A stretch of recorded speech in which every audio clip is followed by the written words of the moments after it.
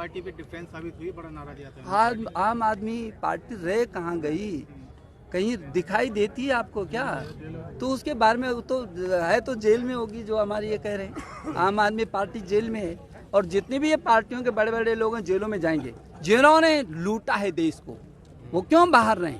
उनका स्थान जेलों के अंदर है। और इसलिए अब मेरिट की राजनीति होगी, न बेईमानी की होगी, न भ्रष्टाचार की होगी, न ब्लैकमेलिंग की होगी, न दादागिरी की होगी।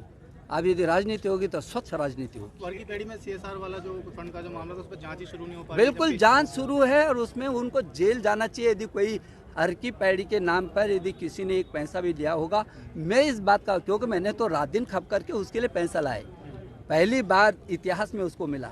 और मैंने सब अधिकारियों को कहा था अच्छा काम होना चाहिए। काम अच्छा हुआ है, ऐसा नहीं कि काम नहीं हुआ, लेकिन यदि किसी को शंका है और उधर का पैसा दूसरी जगह, थोड़ा सा ये अनियमितता हुई कि दूसरी जगह, हालांकि उसका दुरुपयोग नहीं है, उसका भी उपयोग हो रहा है, लेकिन मैं इसका पक्षधर हूं कि जांच होनी चाहिए।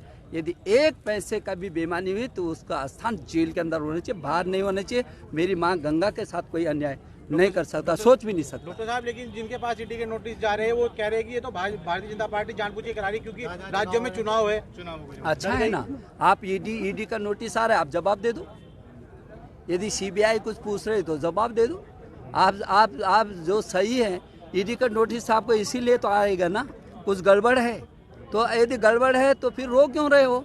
और सही हो तो बोलो 10 ईडी के नोटिस भेजो, 10 भेजो, जवाब देंगे ना। ये दम होना चाहिए। हरीश रावत जी को क्या कहना चाहेंगे? वो आज देखिए, हरीश रावत जी मेरे बड़े भाई हैं और वो मेरे बड़े भाई हैं। उनके बारे में उनका आशीर्वाद मुझे है, बस। वो चाहे उठे नहीं उठे, उनका आशीर्वाद मेरे को हमेशा रहता है। MP साहब बड़े गुस्से में है।